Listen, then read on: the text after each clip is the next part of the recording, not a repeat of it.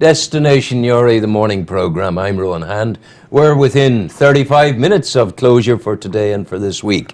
And as we approach, I can't say the best wine to the end because all the people who've gone before have been great altogether. Sarah Colgan from the hospice. How are you? I'm good, Rowan. This is, tell the people.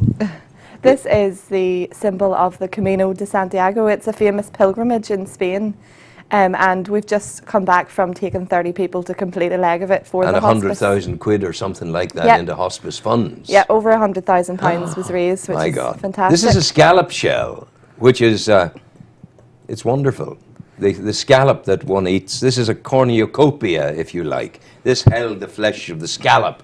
So it's a kind of a signal for some kind of culinary prosperity. People, if they had lots of scallops, they wouldn't starve. And Well, it was rumoured as well that pilgrims used to use these to drink water along the roadside when they were making the pilgrims. So there's lots of different stories around it. So you did, you as a fundraising person from hospice, you went along with your team of volunteers. You raised money, they raised money.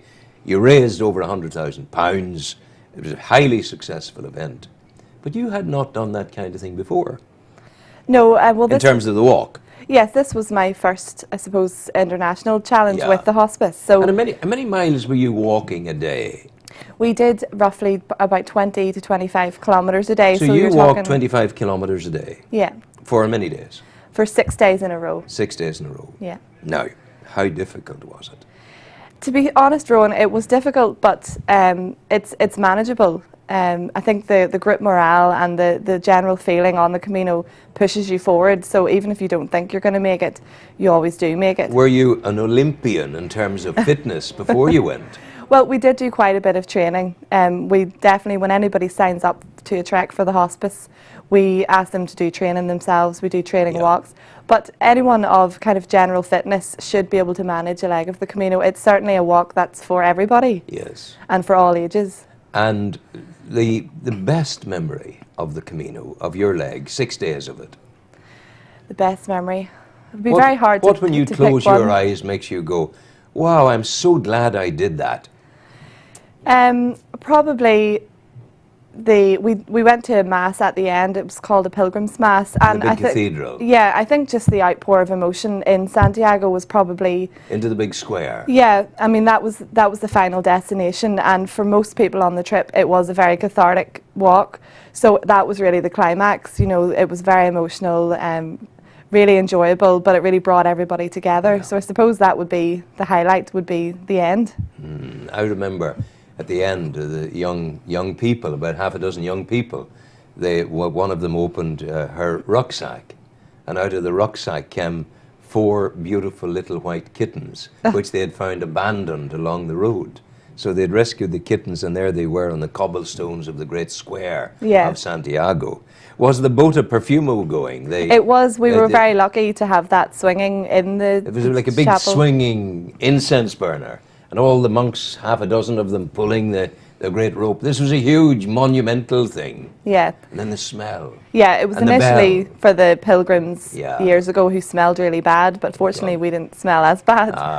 But no, it was very emotional. That would be one of the difficult things about doing it, because there was a certain shared intimacy at night time in your auberge. You were within a snore sound of the person next door to you. How did you manage that? Well, we actually, because it was our first trip, we went for accommodation that was slightly more private than that, because it was a group that were really going together as a group of their own. But we would like to do the auberges next year, because I think that's the real side of the Camino. You know, it gives you that experience. Yes. But I mean, as a lot of people would tell you, the Camino's it's a leveler. I mean, you have certain standards and you think, you know, you're going to find it difficult, but at the end of the day, everybody's the same, you know, and you do come down a level once you start it. Because basically, that's what we all are, walkers through life. Yeah. And we can dress up our walk with all the sophistication and trumpery that we want, but strip it all away, and we're naked walkers through life, if you like. Yeah. And that's where it is, you know. So had you been, how did the others get on? Everybody found it very, very rewarding and really emotional. There were a lot of people on the trip who had signed up for different reasons. Some people were maybe grieving for people they had lost. Others just wanted to try something different. Some people just wanted to make new friends. So everybody found it a personal journey. I don't think anybody's journey was the same. And yet we had turned from strangers to friends at the end. But that's the beauty of the Camino. It's so personal that no matter what you're looking for, you're probably going to find it there. Yes. And yet it joins everybody together at the same time. I'm waving there at Mark O'Hare. He's the man who's bringing in the...